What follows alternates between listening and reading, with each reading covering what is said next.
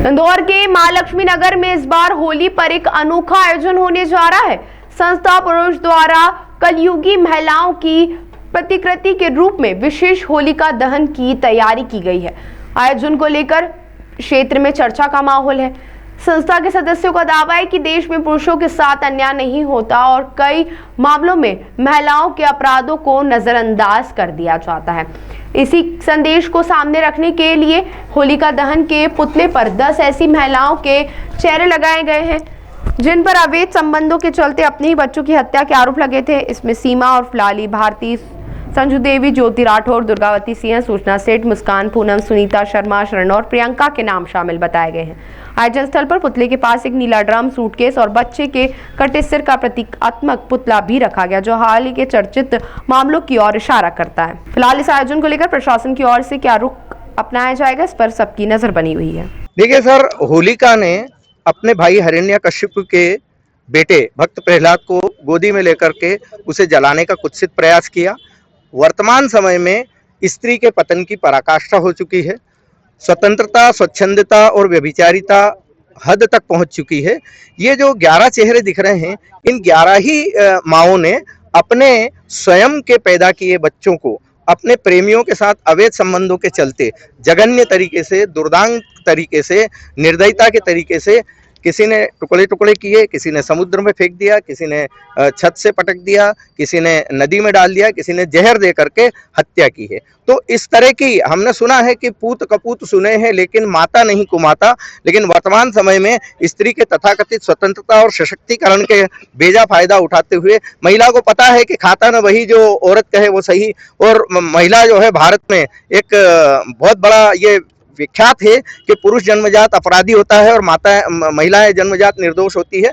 तो अपनी इस अबोध और अबला छवि का फायदा उठाते हुए और वो जो है दिन पे दिन जघन्य अपराध कर रही है। ये 11 ही महिलाओं ने अपने स्वयं के पैदा किए बच्चों का जघन्य तरीके से हत्या की है।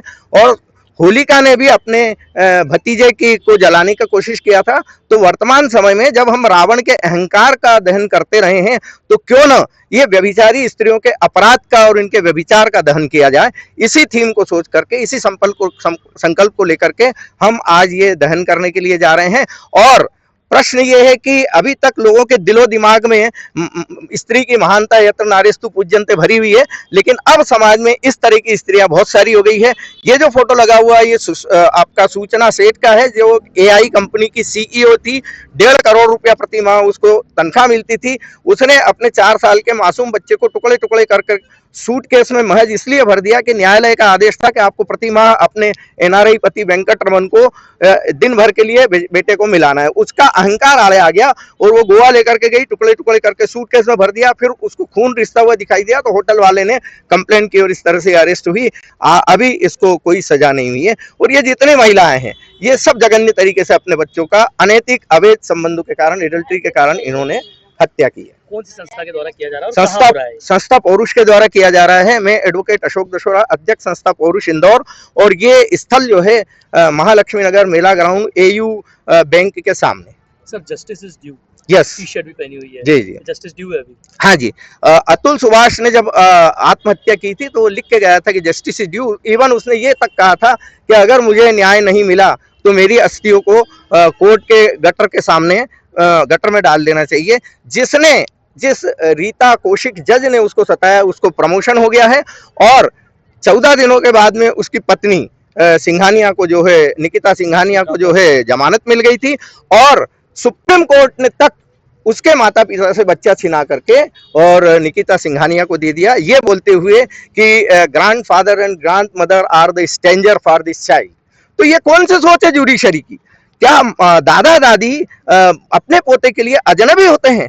उस दुष्ट महिला जिसने अपने पति की हत्या करने पर मजबूर किया, उसी निकिता सिंघानिया को सुप्रीम कोर्ट ने भी दी। तो हम पुलिस का जो दिमाग में जो गंदगी भरी हुई है, एक पक्षीय सोच है, उसको जुडिशरी के दिमाग में एक पक्षीय सोच है, उसको समाज के दिमाग में एक पक्षीय सोच है। इन सब एक पक्षीय सोच को अलग करने के लिए और ये बताना चाहते हैं कि क्राइम का कोई जेंडर नहीं होता है। खाता न वही जो औरत कहे वो सही है, अब नहीं चलेगा। अब मर्द भी यूनाइट हो चुके हैं और इस तरह की जघन्य अपराधों को हम उजागर करेंगे और इसी उद्देश्य को लेकर के यहाँ ये जो 11